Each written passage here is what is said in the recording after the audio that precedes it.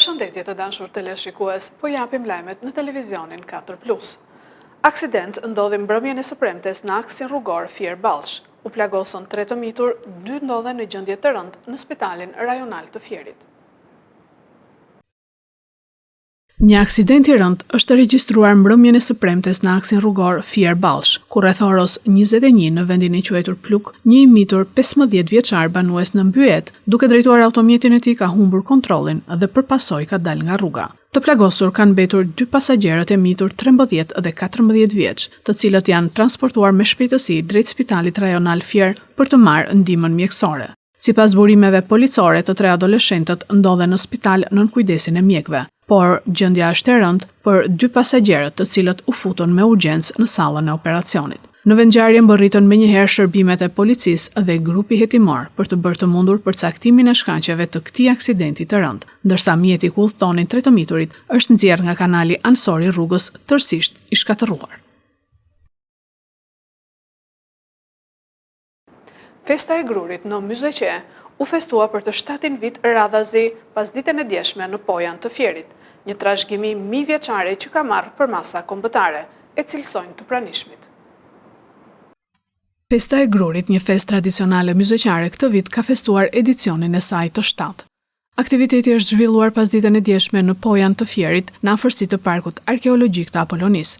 Kjo festë ka një domethënie të veçantë, ka pohuar drejtoresha e Artit dhe Kulturës pranë Bashkisë Fier, Diana Mile, pasi është një trashëgimi mijëvjeçare. Festa e grurit sjell një traditë kulturore dhe bujqësore të promovimit të prodhimit vendas, të kulinarisë që i dedikohet festës së grurit, por edhe traditës muzikore, folklorike. Sot në këtë festë kanë ardhur shumë panajiri shndërtuar me fermerët e zonës, kryesisht, të cilët për herë të parë kanë sjell kultivarët vendas të grurit, është panajiri i bukës, njëkohësisht edhe pjesa tjetër është pjesa e koncertit festiv. Banorë të zonës të ftuar, fermer, vizitor vendase të huaj ju bashkuan gëzimit të festës të kthyer tashmë në traditë.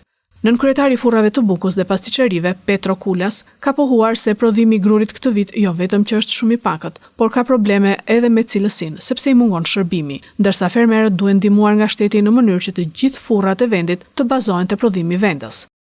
Fermerët kanë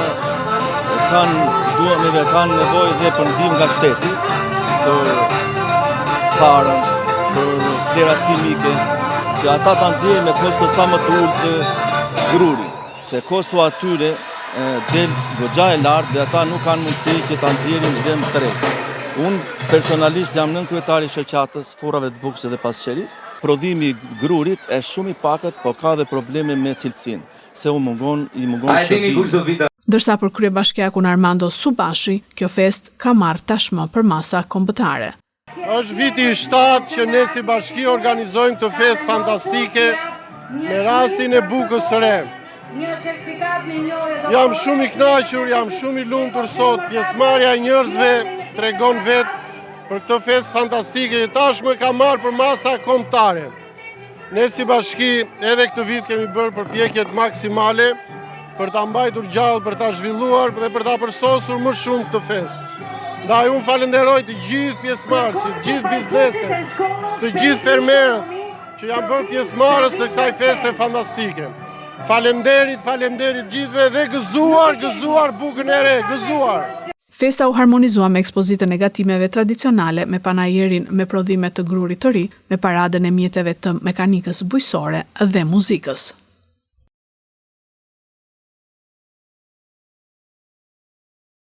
Publikohen notat e provimit të gjuhës shqipe dhe letërsisë për maturën 2025. Rezultatet e maturantëve duket se janë më dobët në gjuhën shqipe se në gjuhën e huaj. Notat e provimit gjuhë shqipe dhe letërsi për maturën shtetërore 2025 u publikuan mbrëm në faqen e Qendrës së Shërbimeve Arsimore. 25.712 maturant ju nënshtruan provimit të gjuhës shqipe dhe letërsisë dhe 365 maturant janë ngelës pasi kanë marrë notën 4, ndërsa vetëm 29 maturant kanë arritur të marrin notën maksimale 10, sipas të dhënave nga portali studentor. Kalueshmëria është e lartë për këtë provim, 98.58% me notë mesatare 6.87, duket se maturantët kanë patur performancë më të dobët në gjuhë shqipe se në gjuhë të huaj.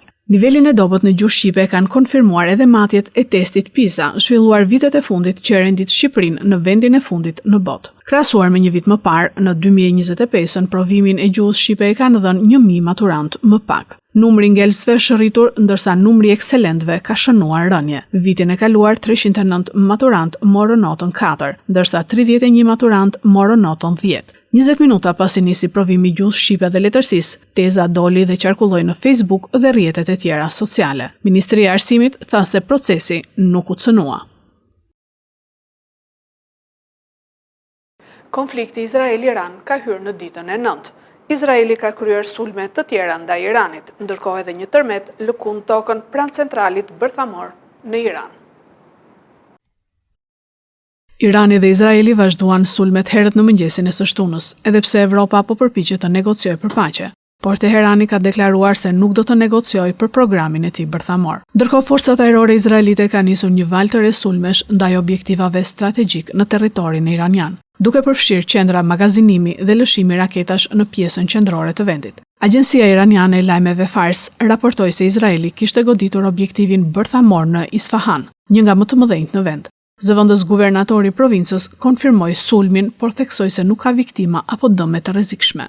Mediat iraniane thanë gjithashtu se Izraeli kishte sulmuar një ndërtesë në qytetin e Qomit, ku raportimet paraprake flasin për një 16 vjeçar të vrarë dhe 2 persona të plagosur. Forcat ajrore izraelite njoftuan se kanë vrarë Amin For Yudaki, komandanti i njësisë së dytë të droneve të gardës revolucionare. Përveç goditjeve nga bombat izraelite, Irani u godit rreth orës 21:20 edhe nga një tërmet me magnitudë 5.1 ball dhe thellësi prej 10 kilometrash pranë centralit bërthamor Fordo, gati 300 kilometra në juglindje të Teheranit. Dikimi i tërmetit u konsiderua i lehtë pa raportime për dëme. Në rrjetet sociale qarkulluan menjëherë spekulime për testime bërthamore, por mediat zyrtare të Iranit folën vetëm për një aktivitet sismik.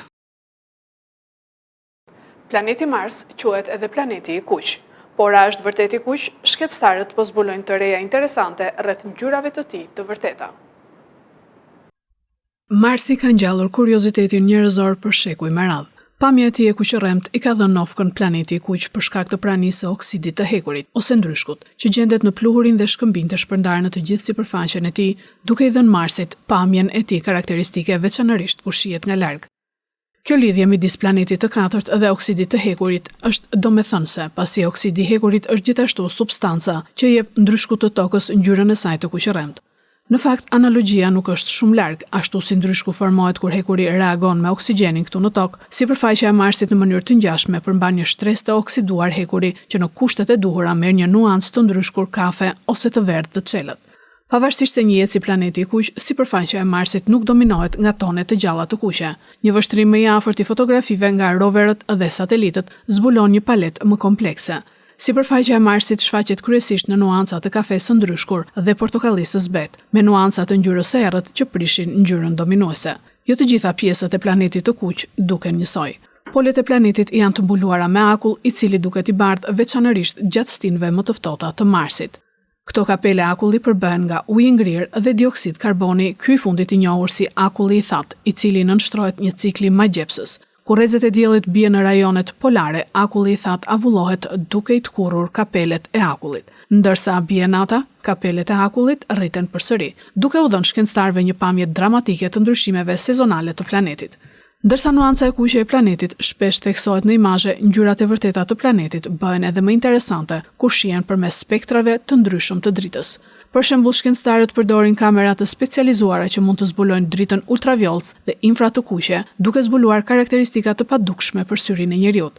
Këto vëzhgime të specializuara i ndihmojnë studiuesit të kuptojnë më shumë rreth sipërfaqes, atmosferës dhe madje edhe potencialit të planetit për të mbështetur jetën. Planeti i kuq vërehet edhe në dritën infra të kuqe, një spektër që na tregon karakteristika që nuk janë të dukshme në foto të zakonshme. Ndërsa këto imazhe infra të kuqe nuk janë ngjyra të vërteta, pasi njerëzit nuk mund ta shohin dritën infra të kuqe, studiuesit përdorin ngjyra të rreme për të nxjerrë në pa karakteristikat e sipërfaqes së planetit dhe për të studiuar gjeografinë e tij në detaje më të mëdha. Megjithatë, ndërsa Marsi duket i kuq me sy të lirë, pamja e tij e vërtet është më komplekse dhe nuancuar nga sa e kuptojnë shumë njerëz.